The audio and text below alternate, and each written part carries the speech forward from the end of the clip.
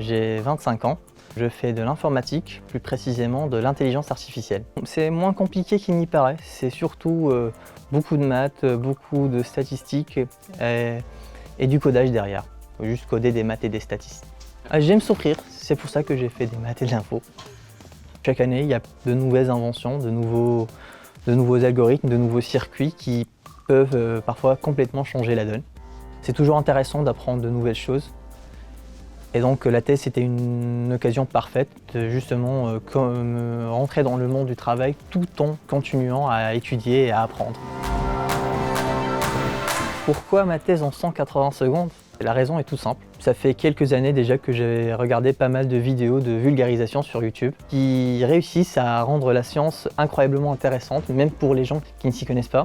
Je me suis toujours dit, ce serait peut-être bien de moi aussi m'essayer à l'exercice de la vulgarisation. Le fait de pouvoir partager, c'est quelque chose que je trouve incroyablement motivant.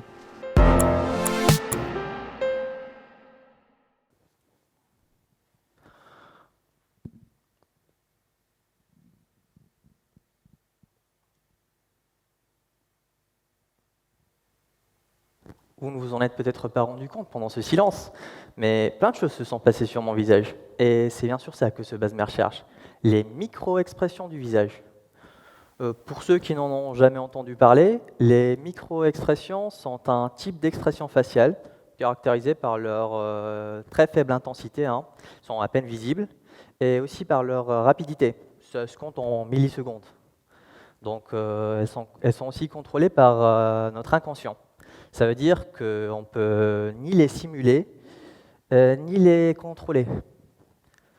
Chaque jour, on se balade avec au plein milieu du visage une porte ouverte sur toutes nos émotions et nos pensées. C'est d'ailleurs bien pour ça que les séries policières et les mentalistes en raffolent.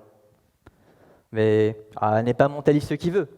Pour pouvoir déchiffrer les micro-expressions, il faut beaucoup d'entraînement, mais il faut surtout un talent spécifique. Malheureusement, j'ai pas ce talent. J'arrive pas à lire les micro-expressions sur le visage des gens.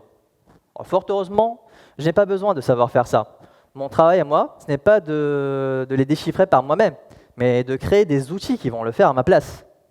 Donc, je travaille avec des centaines de vidéos de micro-expressions fournies par d'autres chercheurs tout autour du monde. Et ces vidéos sont annotées avec 5 émotions basiques. Nous avons la joie, la colère, le dégoût, la surprise et la tristesse. Et donc, spécifiquement, concrètement, je dois créer des intelligences artificielles qui vont analyser toutes ces vidéos et qui vont d'elles-mêmes apprendre à les différencier entre elles et à les classifier. Je fais ce qu'on appelle du machine learning. Donc c'est des maths, c'est des statistiques et surtout beaucoup de programmation. Je code parce qu'il faut bien faire en sorte que ces algorithmes s'exécutent sur des ordinateurs sans problème. Tout ça au service de la psychologie.